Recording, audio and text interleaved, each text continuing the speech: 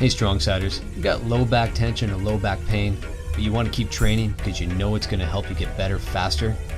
Well, this video is for you. Let's look at a few exercises to help you get there.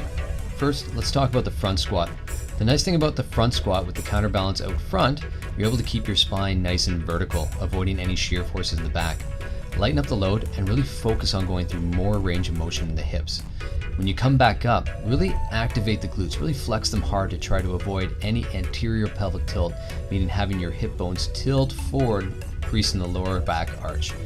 You can choose to use a goblet here or a dumbbell like I'm holding in my hands now instead of the bar, and really focus on getting nice and deep and really feel out if your body or back is moving at all.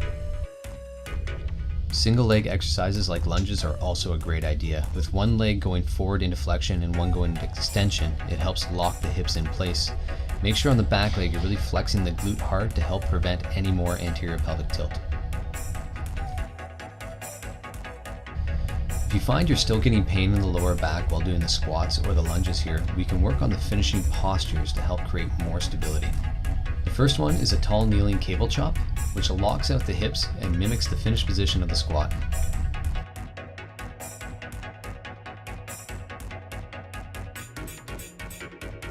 Next, we can work on the bottom position of the lunge by getting into a tall half kneeling position and still creating that cable chop across the body.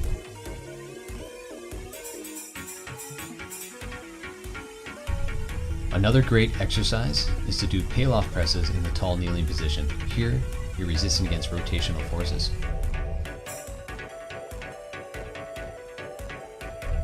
We can also do this in the tall half kneeling position, this time with the outside leg up and forward, again, strengthening that bottom posture of the lunge.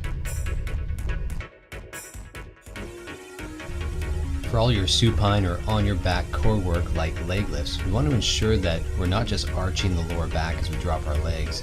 Usually tight hip flexors will pull the hips forward. One way, and this is from Move You can check them out at moveyou.com, is to put a band underneath your lower back while it's being pulled tight from a pillow or from a friend. As you lower the legs, the goal is to really force the lower back down so the band doesn't whip out like that. Again, if you are controlling your hips and not allowing your back to go into more lower doses, that band will not come out. So really focus hard on keeping that back down. It simply makes the exercise feel way harder, probably because you've been doing it wrong. If you're not a member yet, click the link to go to our free assessment page today and get in for your free assessment, and let's start training. If you have any questions or thoughts, please leave a comment. As always, stay strong, Strongsiders.